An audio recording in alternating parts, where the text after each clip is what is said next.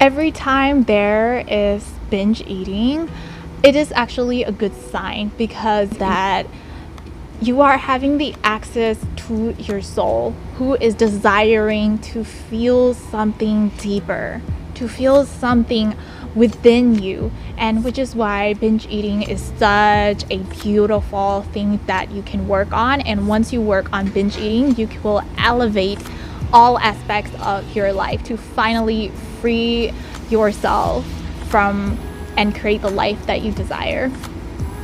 Hello my beauties, welcome to today's video. I am so excited to channel what I have for you here today about binge eating and how to release the guilt from eating that and being in that cycle once and for all for good. And if you're new to my channel, welcome. I am all about we are all about the body, mind, and the soul ascension. So that you can create the body and the business and all things in your life that you desire. And here, today's episode is even so profound, especially for us women, because so many women experience that, and I used to as well when I started my fitness journey. But then once you discover these 3 steps, it will not only change your fitness transformation onto a whole new level, but you will also start manifesting and creating the things that you desire in all other areas of your life as well. So now, without further ado, let's dive into those 3 juicy aspects on how you can eat all that you want and end binge eating for good, and finally create the body and the life that you desire. With binge eating and with nutrition, the key is to step into abundance consciousness. The only reason why a lot of women feel guilty about eating a lot is because we have been programmed to think that to be fit and to look healthy and to look good in our bodies is to eat very little. And that was the message that has been promoted in the magazine. That's what we see. And therefore we think that we need to be in the scarcity place.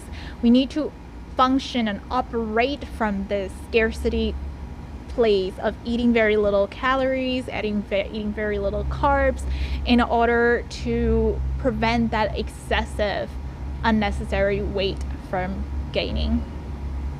But the key to know is that actually your dream body, the dream body where you just don't look good, but you also feel so good on all energetic levels, your physical, mental, spiritual, all of that, is to actually adopt and shift that into abundance consciousness.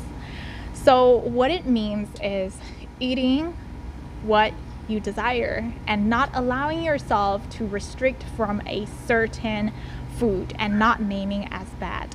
And therefore, when we are not restricting ourselves and putting ourselves in our box, number 1, you won't experience that much temptation to do the naughty things.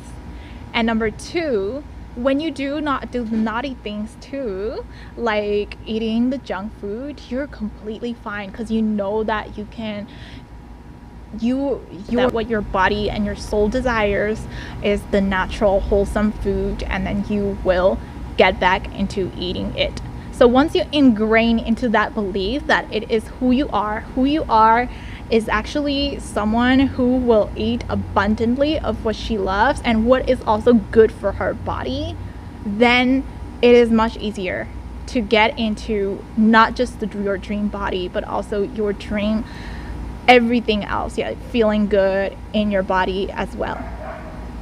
And which isn't just a belief.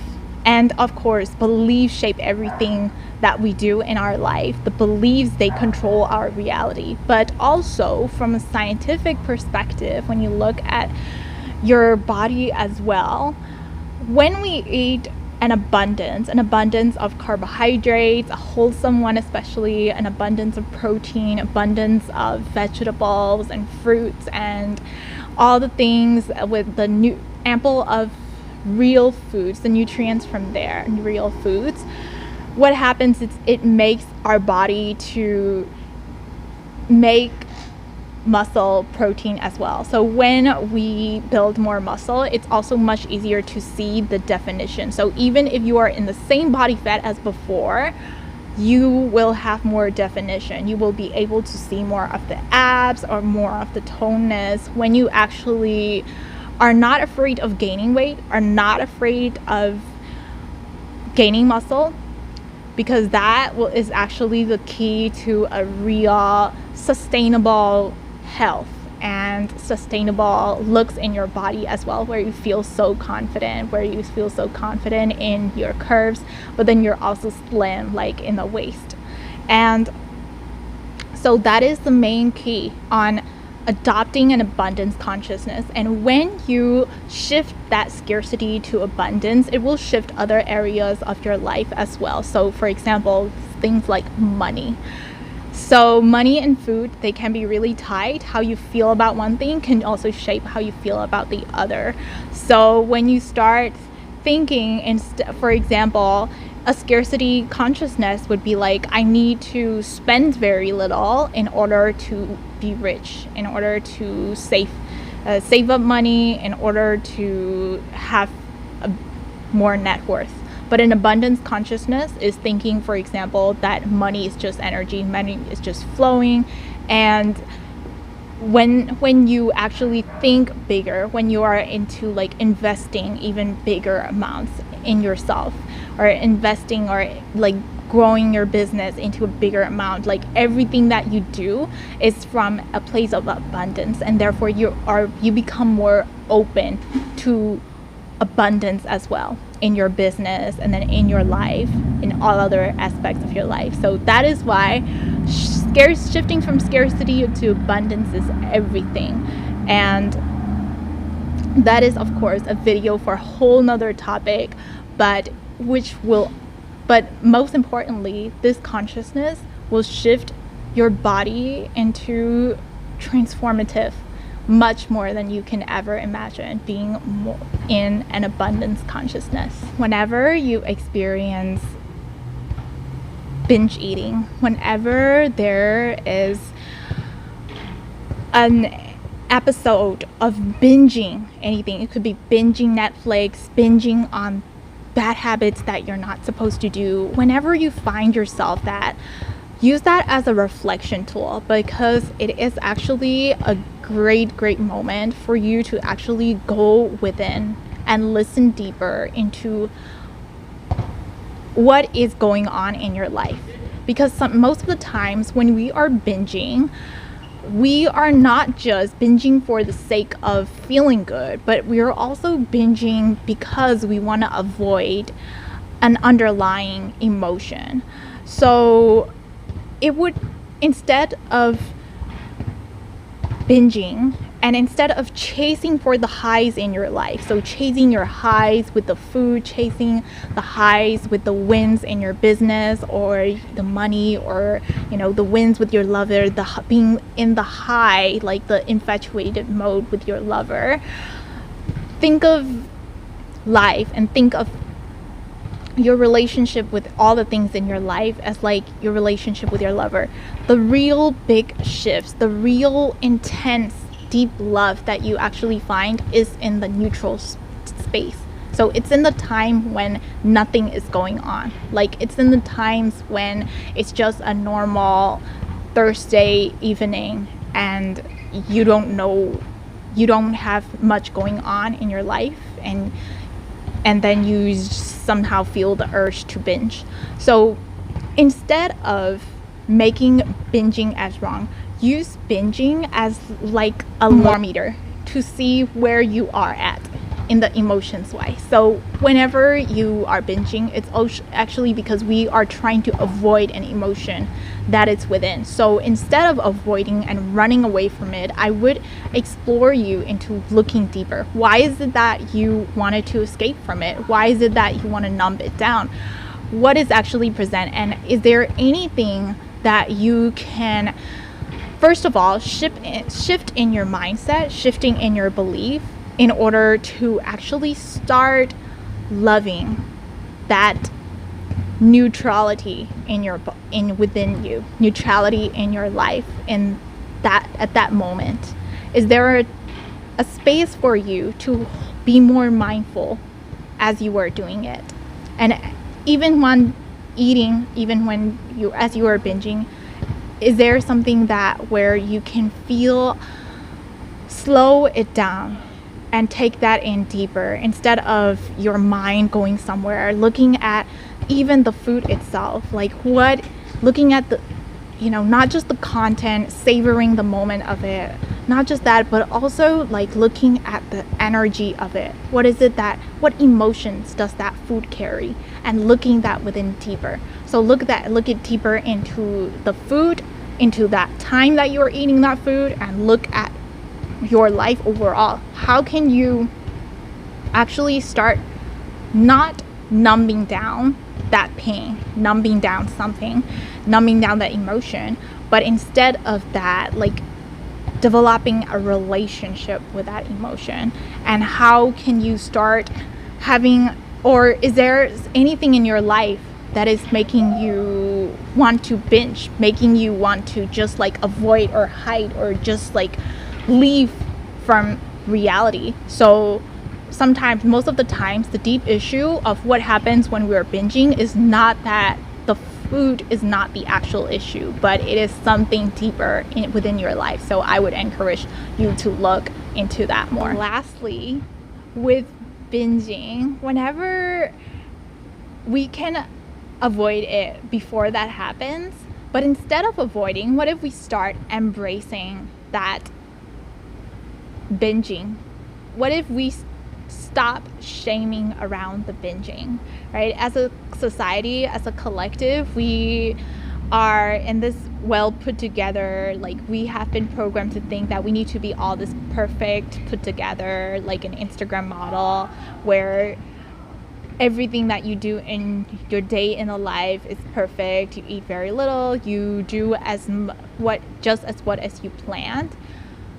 But the reality is just like all that that happens, the cycles that happen on this earth, the cycle, like it's not just smooth sailing all the time. Sometimes there are moments when things go unexpected as planned. So what if we start actually finding the deep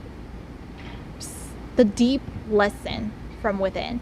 And also, whenever we feel ashamed or whenever we feel guilty about it, what if we start looking within and seeing the roots of it, the real roots of why there could be shame, or why there could be a certain emotion that you feel after you eat the food. So it could even go deep down back into your childhood. What has your beliefs about food been when you were back in childhood, and what made you responded that way? And also, not just in your childhood, but also everything in your environment. Like, what are the people, the women in your life, how do they respond to food? And because we as human beings, we're always absorbing, the energy around us can brush off into us. So ask yourself, where did you learn to pick that up from? Where did you learn to pick that up about the cycle of like a binge eating pattern, or a binging in other areas of your life? Where else in your life do you also binge? Binging, whether it's in an unhealthy habit, or binging in terms of like going up and down in cycles in other areas of your life. So for example, maybe in your business, one day you show up a lot, and one day Like you completely go out into the hiding mode, and you know, like having like different emotions on that. So binging is just a reflection of the all other aspects of your life. So my love, what I wanted to speak to you today is whenever there is anything within your fitness, within your body journey, or anything in your life, it can be a reflection of the rest of the areas of your life, and the rest of the things that are going on within your subconscious. So that is what I encourage you to go deep in, and forming a loving relationship with even the ugly and the uncomfortable stages, accessing your subconscious, your beliefs, what your experience with binging has been, some practical things that you can do to, for example, to start being in that abundance consciousness is, for example, planning your meals out beforehand, planning out with meals that actually excite you, meals that actually are healthy, they're also wholesome, but then the recipes are also exciting for you, so that you don't feel the need to actually seek out so often. Of course, I do sometimes have those urges from time to time, but not making it wrong whenever that happens as well. So start planning out those meals out, and then spreading out your meals as well. Instead of restricting for long periods of hours or fasting for long periods of hours, eat all throughout the day. Spread it out throughout the day, especially for protein, which will make you full. And also, it's most important to fuel your body whenever there is a workout, before and after a workout. That is when your body actually needs so much fuel, needs so much of the nutrients for you to transform and to feel good, feel energized in your body too. And of course, some other practical tools include hydrating enough, having more vegetables, yummy vegetables that you like within the food. And also, whenever you're feeling that denseness from the binge eating, the binging, I would encourage like eating some fresh vegetables, all of that, and visualizing how energetically cleansing they are, and then as you eat, doing that mindfully. So those are some practical tips of what I would offer of it. So thank you so much for tuning into today.